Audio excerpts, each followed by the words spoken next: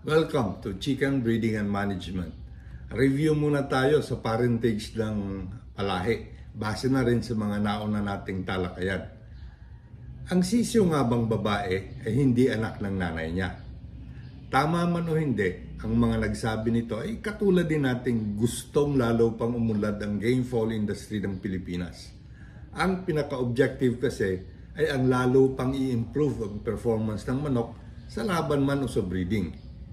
Siyempre lang, may mga aspeto na talagang tukoy ng siyensya at kaya ini-establish ito ng siyensya ay para bigyan talaga ng liwanag at paliwanag ang naturang aspeto.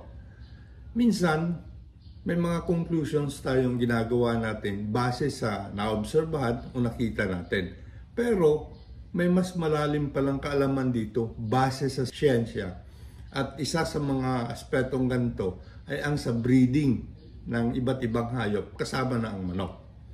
Ngayon, repasuhin natin ang naging usap-usapan tungkol sa anak na babae na hindi siya anak ng nanay niya. Komplikado, no? Medyo nga komplikado, pero balikan natin uli ang basics ng reproduction doon sa pairing ng broodcock at broodhen na in-explain na natin ng kaunti. Di ba? Sperm cell ang galing sa broodcock at sa inahin naman, egg cell. Kalahati lang ng kabuoang dugo ng broodcock ang nasa sperm cell at ganun din sa egg cell ng inahin. Dinisenyo talaga ito ni Lord para sa pagdami ng lahat ng may buhay dito sa mundo. Kapag nagsama sila o na-fertilize ng sperm cell ang itlog, ito ay simpleng 1/2 plus 1/2 equals 1. Kung hindi 1 ang total, hindi mabubuo ang sisiw. Isa lang ang meaning ng 1/2 plus 1/2 equals 1 na ito.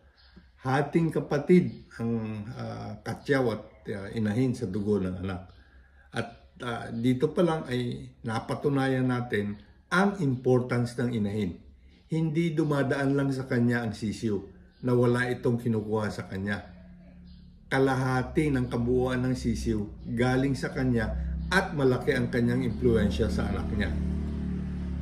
May mga napapansin lang tayo na tama naman.